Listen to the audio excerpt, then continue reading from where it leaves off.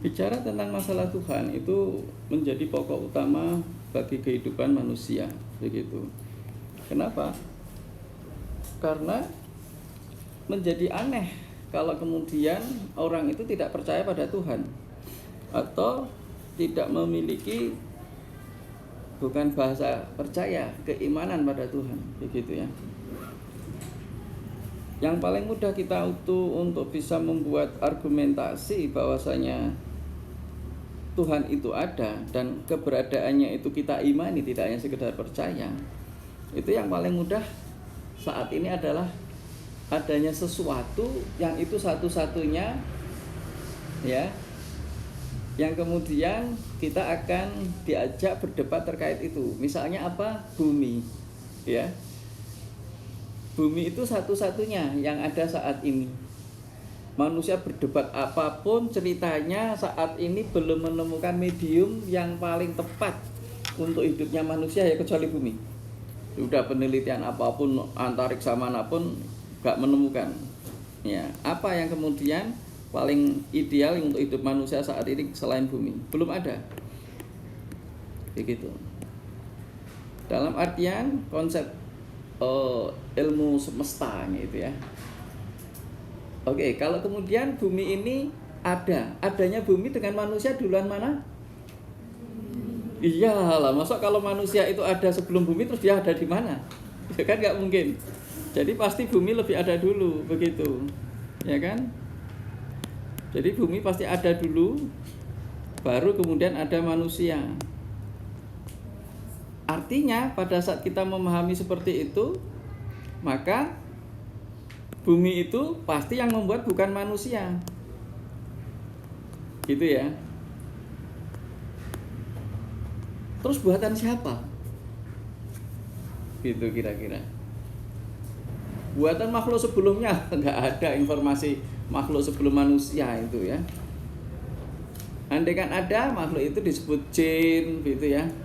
Malaikat, tapi itu pun kita juga nggak tahu adanya jin malaikat, informasinya dari mana. Wong manusia itu dibuat setelah bumi, begitu kan? Artinya pada saat itu manusia harus tahu jin dulu juga, bahwasanya ada jin yang membuat bumi, itu nggak ada informasi itu, ya kan?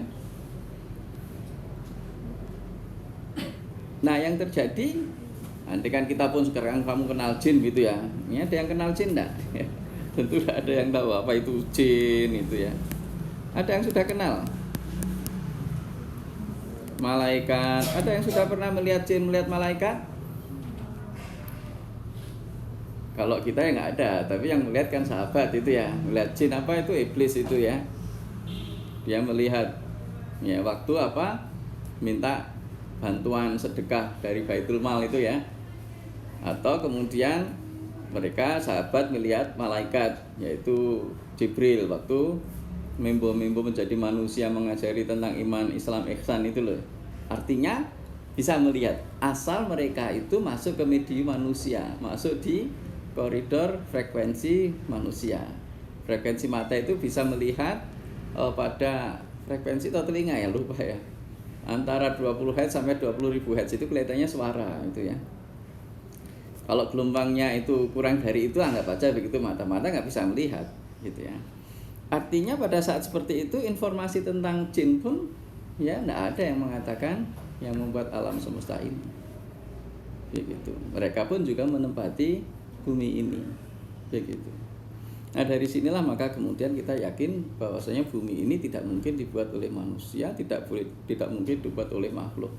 Yang membuat adalah Khalik, pencipta, dan tentu itu Tuhan, begitu.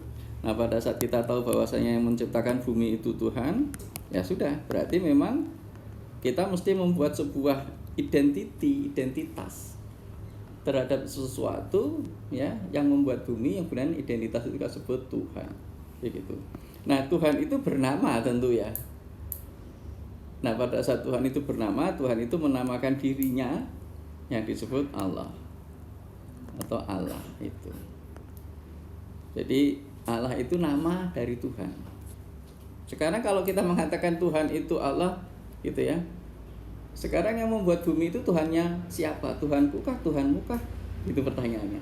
tentu Tuhannya manusia yang telah menciptakan manusia. Nah, konsep seperti inilah yang meyakini, yang membuat kita itu yakin bahwasanya Tuhan itu ada.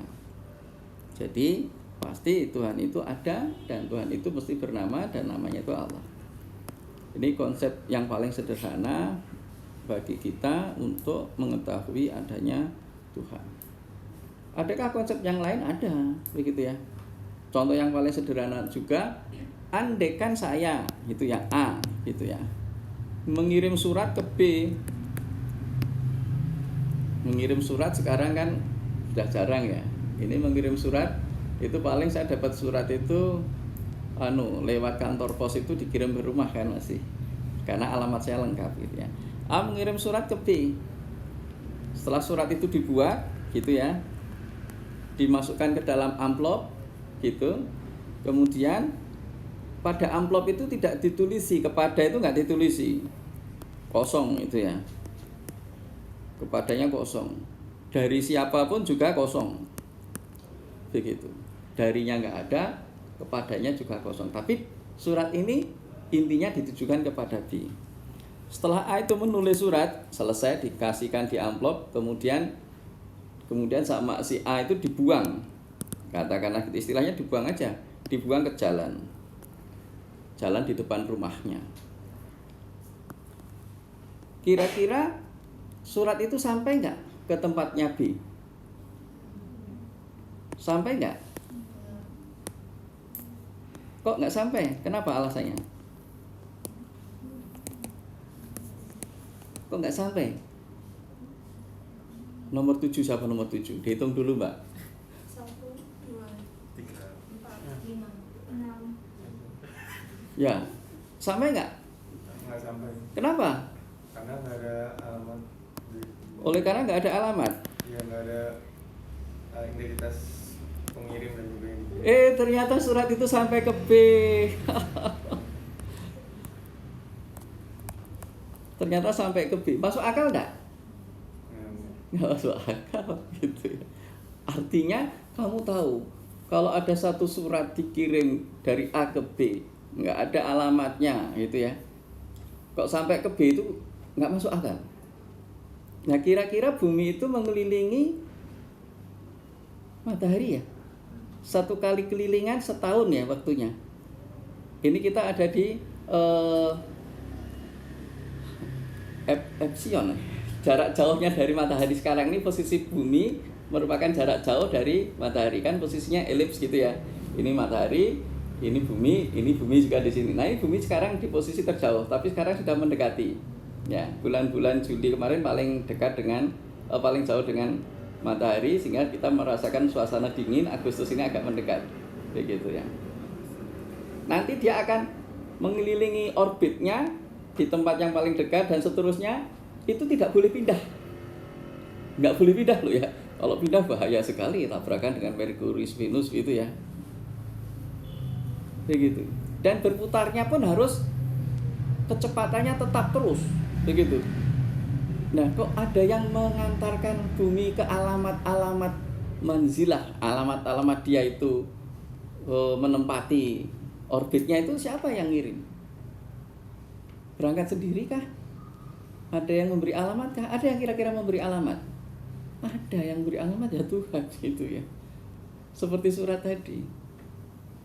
Cuma pendekatannya bahwasanya peristiwa adanya bumi mengelilingi itu tadi merupakan peristiwa yang sudah ditentukan Tuhan. Mana ada orang yang mengatur bumi itu berputar seperti itu? Orang akan bilang alami.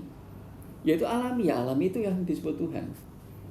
Artinya yang mengalamikan itu yang disebut Tuhan. Jadi gambaran-gambaran sebetulnya mengenal Tuhan itu relatif mudah. Tentunya contoh-contoh yang lain banyak bisa kita sebutkan. Ya, banyak sekali contoh yang bisa mengatakan bahwasanya argumentasi Tuhan itu ada.